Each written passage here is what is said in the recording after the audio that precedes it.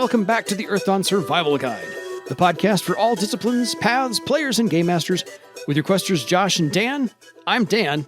I'm Josh. And on today's podcast, we will be discussing all things creepy, crawly, and horrifical all again, because we're on part 5 of our dive into the horrors in Earthdawn. So if you have any questions for us, or any ways you want to use horrors, or that you've used horrors before, we'd love to hear about them, by the way. We like stories like this. Please contact us at edsgpodcast@gmail.com. We're going to hit you kind of alphabetically, but we're going to skip back and forth between books a little bit. So if you're following along in the car, drive the car, put the books down. Yeah. Get to this when you get home. So first up is and I'm never quite sure how to pronounce this, Baggi. Is that Baggi? That's how I've always pronounced it. I don't know that there's ever been any kind of official guidance on that. Yeah, we'll go with that. That works for me. These are found in the northern forests, kind of like around or between the Bloodwood and Par length, but they are basically obese, hairless gorillas that don't have a skeleton inside, but they do have vicious claws, oily black skin, and their special power, among many others, is that really they can swallow a name giver whole. So, yeah, go with that. Josh, thoughts? They were introduced in the original first edition Horrors sourcebook. They are another example of sort of one of the so-called minor horrors, a little bit more powerful and nasty than Nashers. They seem to have a little bit more cunning about them, but they travel typically like in small groups, 3 to 6 or 8 individuals.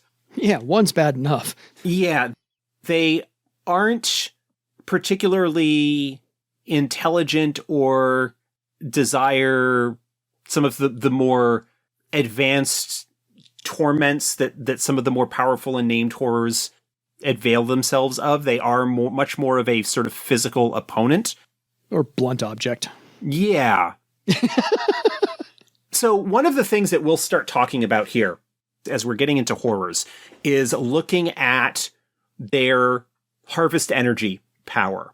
This is the way that the horror regains karma and also indicates like the type of methods that they use when it comes to dealing with their prey. The Nashers, which we talked about on the previous horrors episode, all regain karma basically by feeding on living flesh. They gain more karma back when they do that. In fact, I think with them, they can only do that on living flesh because they're fairly simple. The Baggi, they can regain 1 karma per success on the test. If the harvested emotion is frustration or helplessness, then they get an additional point of karma. And in that case, they get karma even if the test is actually a failure. Wow.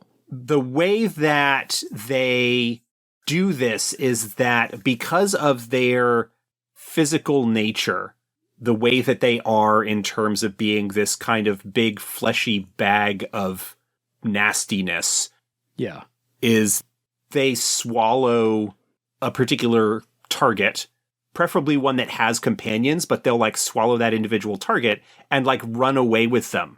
Mm-hmm.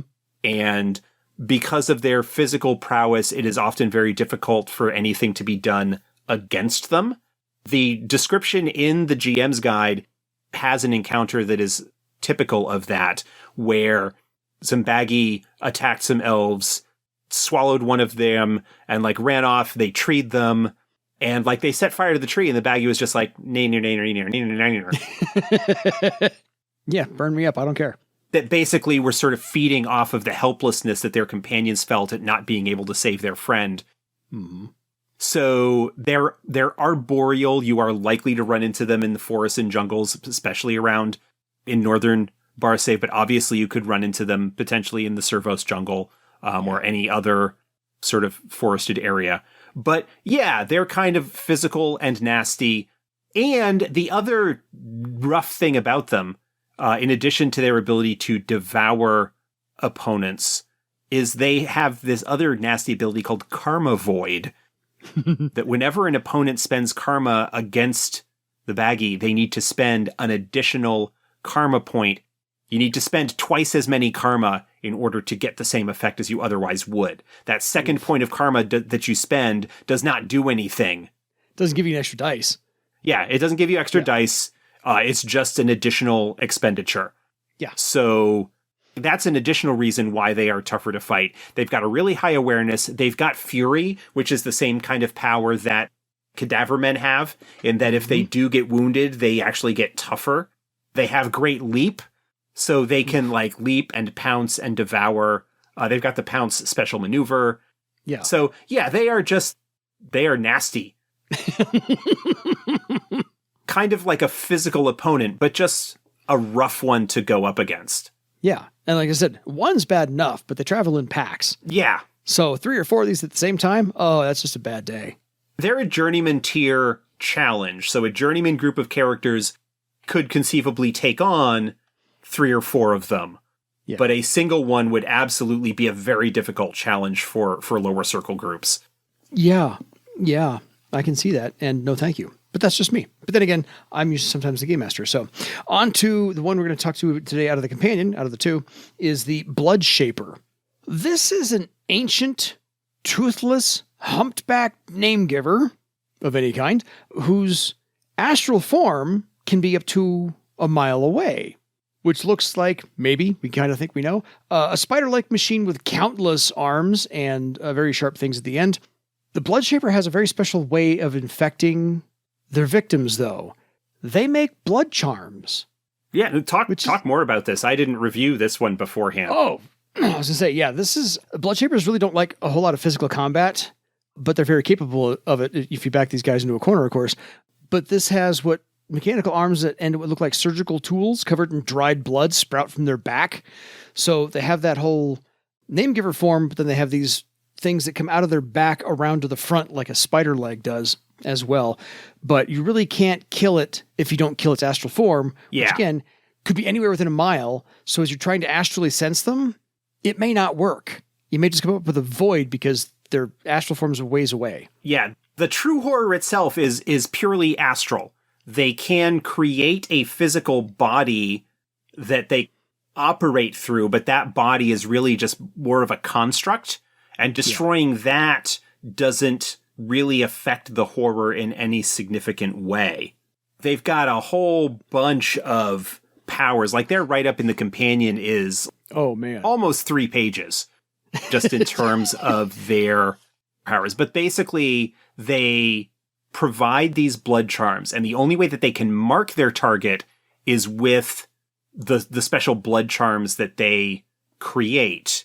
Yeah, once they're implemented in the victim, the recipient, then they can mark them. And so they probably have this deal where they make the physical form, which looks old and arthritic and spindly and so forth and so on, as part of the person who's selling the blood charms. Yeah, okay. And so if you've got somebody in your party who's like wanting more blood charms, this is kind of how you hook them, is use one of the blood shapers. Yeah. This is your in. Once they have successfully marked a target through their charms, which they can eventually do. Yeah. You might be able to resist for a little bit, but they can make a horror mark test against you once per day, regardless of distance, once you have bonded into the thing. And these blood charms could otherwise operate as normal, regular blood charms. Like it could be a desperate spell charm or something like that. Yeah. It is sort of like a cursed item in a sense that by accepting it, you let the horror in. And once that has happened, then the horror can work on you. If you use the blood charm, it has the potential of giving you corruption points. And as we kind of discussed way back in the first horror episode that we talked about, as you accumulate corruption points, the more of them that you get, once you reach that whatever sort of threshold that has been decided in your game for how serious they are, you are lost in a sense. The horror can inflict damage at a distance through the use of a power that they have if they've marked the victim that causes mystic damage. And if it causes a wound, like the skin ruptures. And basically what they do is they gradually twist and break their victim's body and feed off of the gradual feeling of alienation and isolation and self-loathing that comes about as a result of the damage that is dealt to them by the horror. Yeah, and the list of maneuvers this thing can do. I mean, blood boil, I think, is new. Bloodied vision, flesh wound, hemorrhaging blood. Just all these things. I'm like, oh, these are nasty, which is why they're marked as a 10th circle opposition, because they're nothing to be trifled with. They've got horror powers. They in addition to like this blood damage, they can do skin shift, the nasty horror skin shift power that does a lot of damage. They've got a couple of ranks of resist pain. They've got disrupt magic. This is a campaign level opponent. Yes. You have a group that maybe starts noticing or having to deal with the constructs or the warped and broken and corrupted individuals that kind of are in the wake of this thing and may eventually need to track it down. And because it is astral in nature, that makes it that much more difficult an opponent. You may be able to sort of temporarily delay it by destroying its physical construct. It just needs to take some time to make a new one and maybe move on to a new location. And so this is absolutely a horror that's going to be like a long-term opponent. Yeah, it's one of those, if you have a team large enough, you want to have the physical combatants handle the physical form and send the spellcasters off over the astral form and fight it at the same time. Maybe. It's not truly a dual-natured horror. Fair. You don't need to defeat the physical construct in order to kill the horror, but you need to be able to affect astral targets in some way, whether that is by the use of talents like Spirit Strike or the other one that allows you to target astral things that you're aware of. All of the melee disciplines get them. And one allows you to target mystic defense instead of physical defense. The other one goes against mystic armor instead of physical armor. And I don't remember which is which, but we talked about them a lot in the high circle discipline coverages. Go back to those episodes because our memories are bad. Or potential other things that you could do is if you've got summoners in the group, like maybe get like another Mancer or something, a spirit that could open a spirit portal to allow you to cross over into the astral and fight it there. There you go. Potentially develop some kind of ritual magic to pull the horror from astral space into the physical to be able to fight it there. I mean, there's a lot of high-end campaign level stuff that you can do. It's not a named horror, but it is absolutely a high-end, like, sort of campaign level opponent.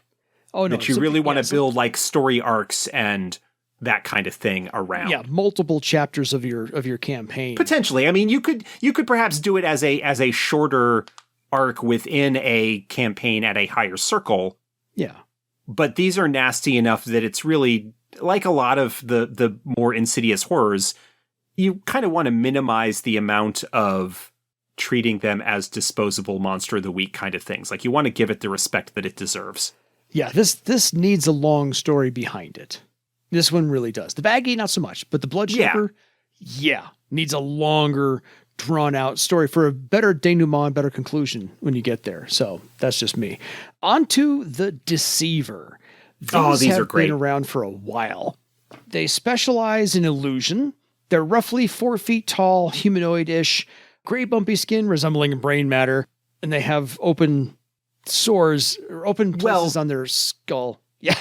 That is supposedly, yes. Somebody has said, oh, that's what they actually look like. But the thing is, it is very, very difficult to see that because deceivers actually can make themselves look like anything. Yeah. Whether it's actually illusion or actual shape changing is not 100% clear, but they've got a lot of illusionist abilities and illusion related powers. And even when they are killed, they will use this to their dying breath. They do one final shift where they appear as a dead child version of the individual that killed them. Yeah. One final brain screw to mess with them. 'Cause you can.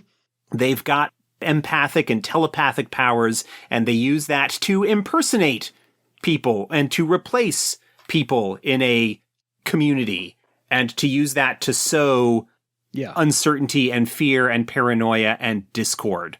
There's a mini adventure in one of the Earthdawn journals called Dying Words that specifically uses deceivers. And I ran that adventure for my party, and I almost had a total party kill. Because then everybody ended up killing each other almost, or the deceivers looked like everybody else. One person survived, killed the deceiver, both of them, and then was able to resuscitate his party with some last chance salves and so forth, which I didn't know that they had. But however, everybody remembers that adventure very specifically. Yeah. Because they're still walking around going, you killed me once, remember that? So, as if their mere ability to impersonate individuals incredibly well were not enough. They also have cursed luck, which allows the horror to mess with the die results basically on somebody's test. Yep. They have damage shift. Oh. A wonderfully awful power. They can take damage that they have suffered and transfer it to somebody else. They have spell abilities. There are a whole bunch of spells that are listed as possible things that they know. Yeah. Some of them will have additional powers like animate dead or astral camouflage, making it more difficult to like see through their ability. It's kind of like power mask. Corrupt karma. Like 24 spells, man. Jeez. Yeah, there's like a whole bunch of potential spells that they can have. Other things that they will do is they will often like create illusions and situations that will typically have reckless adepts charging into dangerous situation. Like they will create an illusion of a child trapped in a bog and an adept that goes charging in to save, or being threatened by a creature or something like that. And an adept that will go charging in will find themselves in a trap themselves and subjected as a victim to the deceiver's lies. Yep. Yeah. Since I've used them once before, very fun to use as the game master. Not so fun if you're the player, but that's the point. I mean, yeah. Well, and spoilers, basically, is what I have to say, yes. Is that they have shown up. I like them too, and they have shown up in other places. A lot in par length, I guess. But no, one of them's bad enough, but they travel in groups of 3, 4, or 5, so you are hopefully not traveling alone because you will be massively outclassed. They're not physically that tough. No, but they're a mind screw. But they're a mind screw. They can be very difficult to, because of their illusion powers and whatnot, they can be very difficult to close in with and to actually get your physical attacks against them. Mystically, they are a little bit tougher, when it comes to spell abilities and the various other stuff that they can do. And the fact that they can do cursed luck makes it tougher to hit them in the first place, because that's an ability that they could bring to bear to make it harder for a warrior charging in to actually successfully hit them and stuff like that. Yeah. So very, very good to use. Maybe not campaign level like the Bloodshaper, but they are a nice little wrinkle to throw in every once in a while. Just on their toes. A group of them that is causing problems in a community is perhaps a good journeyman tier story arc to deal with, or a problem for a group to deal with in some situation.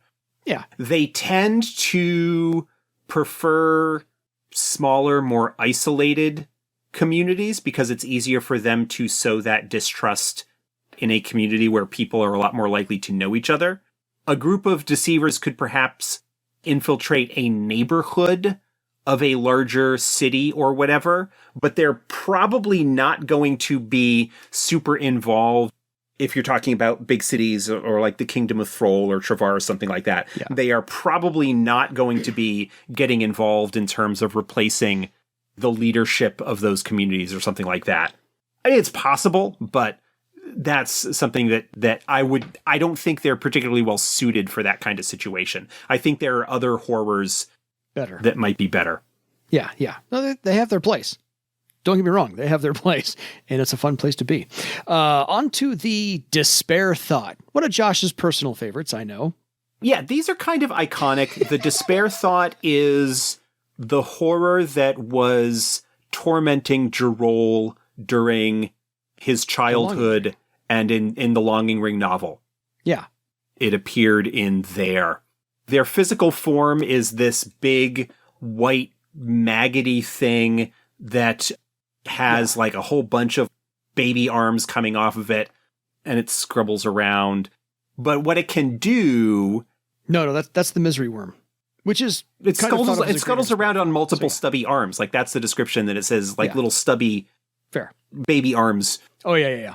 But what it really does is it will find a place to kind of like hole up and hide its physical form, and then it can astrally project itself, and its astral form takes on this vague shadow or ghostly figure, and what it frequently will do is seek out families that have young children, particularly where parents are fearful or anxious or whatever, isn't able to actually do anything, but will threaten and manipulate the parents ultimately into willingly allowing it to possess the child.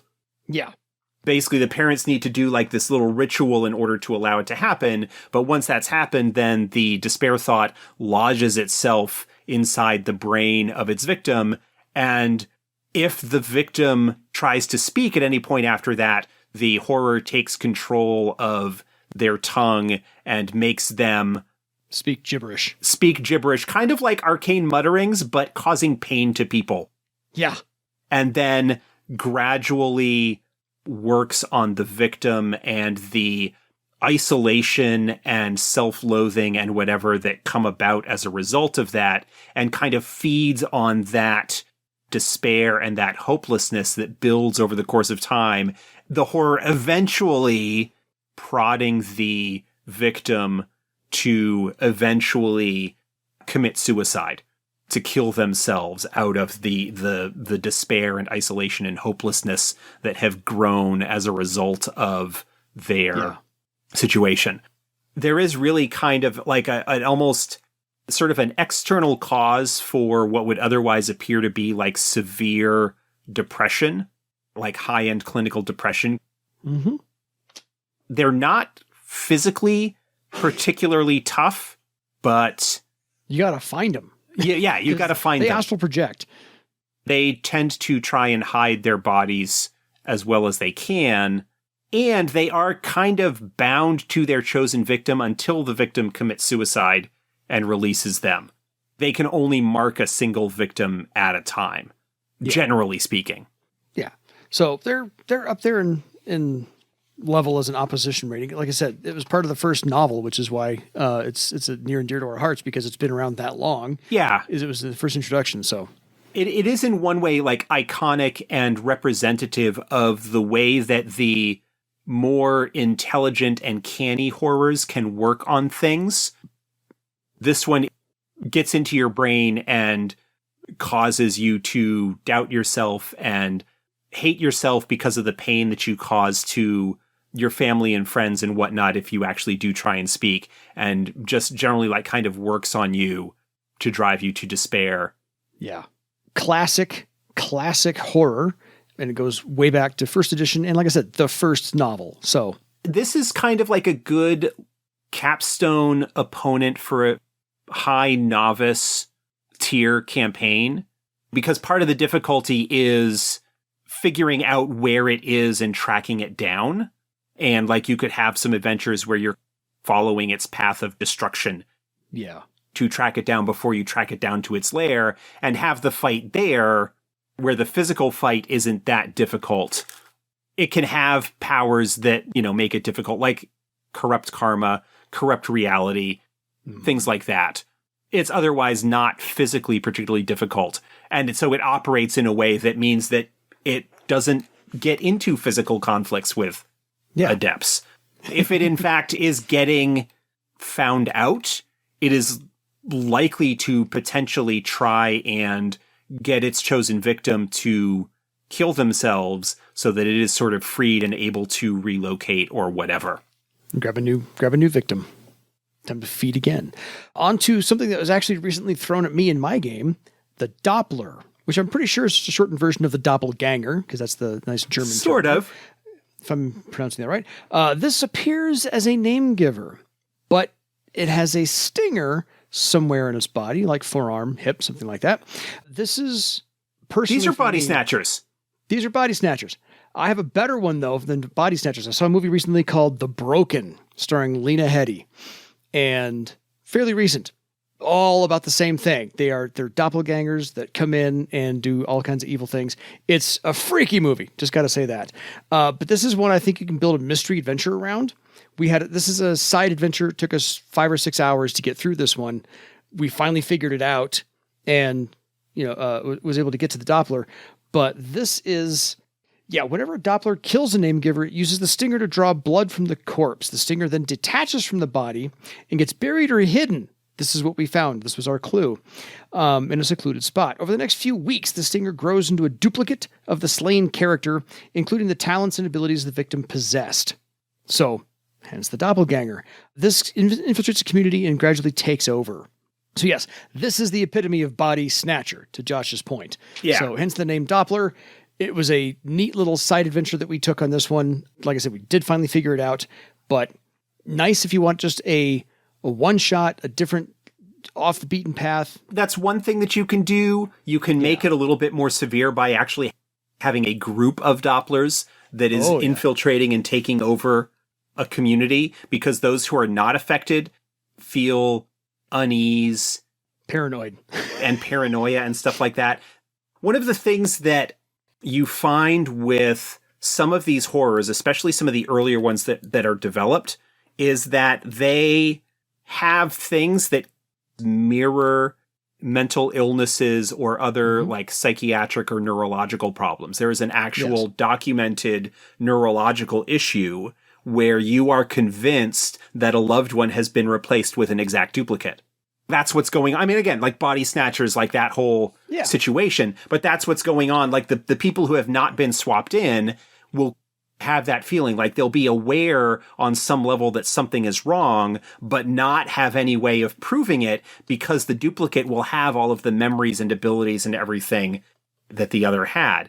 That can make it difficult in some respects because, if they are duplicating an adept, they will have the talents and spells and abilities. And while they may not be able to take advantage of, say, magic items or whatever, they can still wear and wield those things as a way of furthering the illusion in terms of how they've replaced them. Yeah, and that is Capgras syndrome. I went and looked it up. While I was talking. Great. While you were talking. Yeah, Capgras syndrome, you believe that your loved ones have been replaced with imposters. So, one of those things. But anyway, if you want to see the movie The Broken, Lena Headey, like 2017, 2018, somewhere in there. Creepy film. Give you a good idea. And I was going to say, is it streaming somewhere? Probably. I was able to tape it off of like cable or something like that. So it's out there. You can find it. Is it called The Broken? The Broken. 2008, actually. Oh, wow. I'm okay. I said 2018. I was close. It had an 8 in it. It is available for rent on YouTube, Google Play, Apple TV, Amazon Prime. It is free a couple of other places as well. So, yeah, cool. I may put that on my watch list. It's an hour and a half. Yeah, please do. Just so I have something to talk about it with. Anyway, yeah, Dopplers are fun. Gonna say. They're good to make it a little adventure out of, without a doubt. On to the Dread Iota.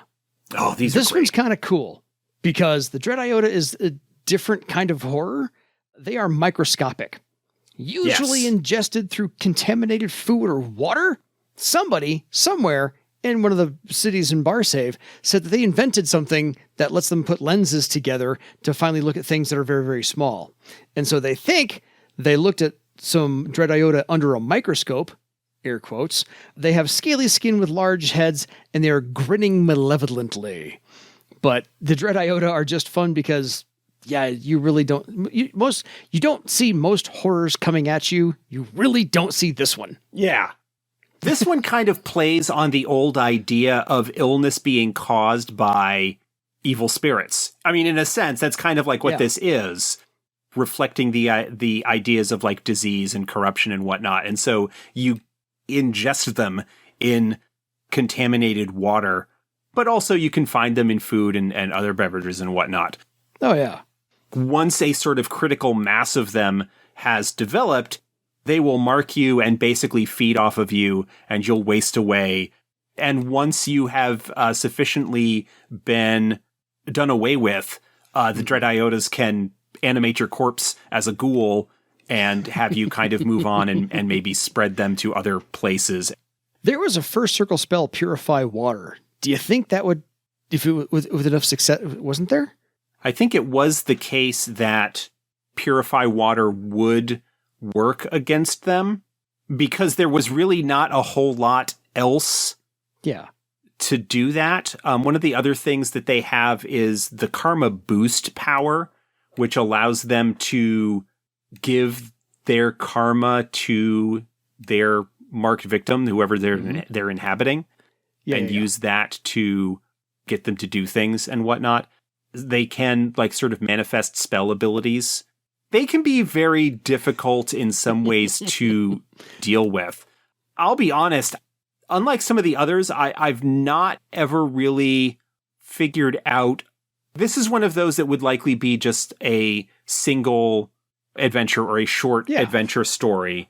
Yeah, little side trek Where you maybe come across a place that has been infested and is being affected by these things, and you need to figure out the source of where they came from and kind of go and deal with them like that. Mm-hmm.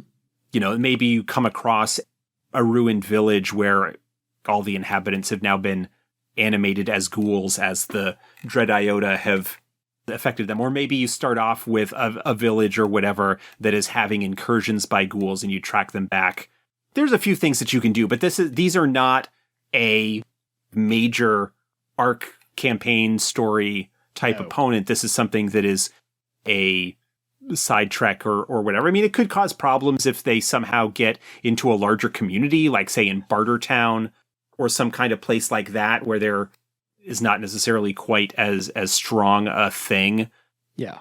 Where they basically are sort of riding inside their host. It can be a little bit more difficult to detect and deal with them than it is some other types of horror. Totally. I just think it was a neat idea to have something microscopic. Finally, I was like, oh, that's cool. Little different for Earthdawn in there. A couple of few to go. We've got the Crease Scrow, which I think Josh has talked about a little bit beforehand. This is a 3-foot tall parody of a human, but it's all twisty and lumpy and not great looking. But they are here to inspire nightmares leading to insomnia, which of course is that whole, I can't say mental illness, but that whole, you don't quite feel yourself if you don't get enough sleep. And if you do that long enough, Stephen King wrote a novel about that. I like these guys. These are a low circle horror in terms of like their challenge, but they are sneaky and they will shadow a group for a while and use their powers on individuals and cause the nightmares, and the nightmares will prevent people from regaining their recovery tests, which of course causes problems, and then they'll feed off of that, and then they've got abilities that make it easier for them to sneak around, like Stealthy Stride and Astral Camouflage, and then they've got Cursed Luck, which is a great like all-around useful horror power to make it just more difficult to deal with them. So yeah, probably not a major campaign opponent as you're going to be dealing with these lower circle.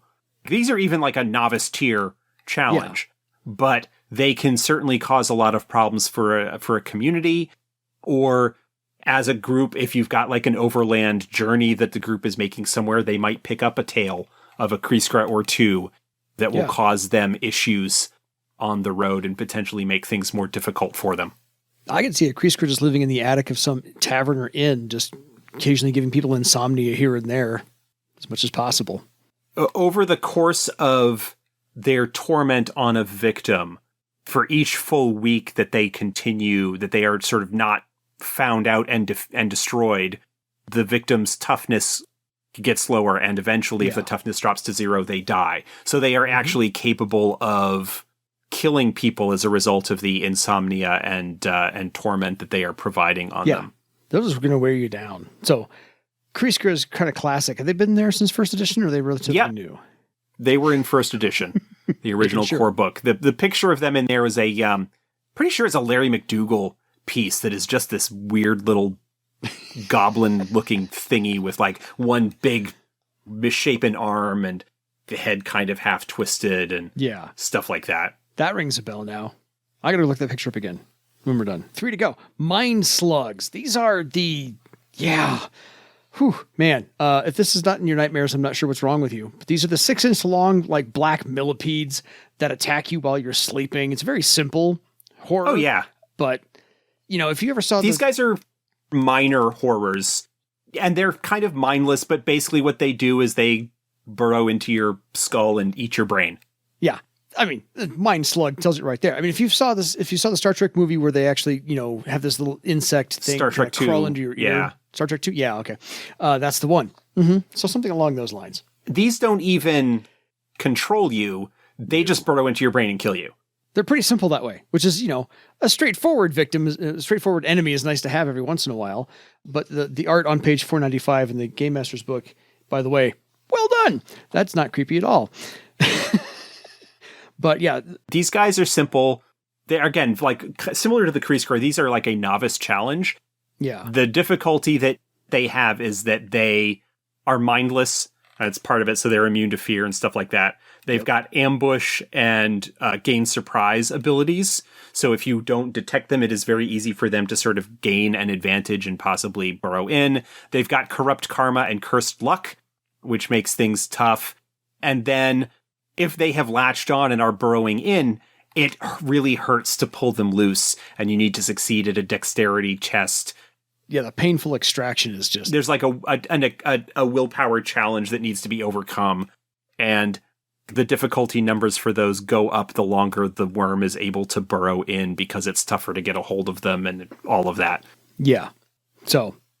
These are something that you encounter in the course of another adventure. Yeah.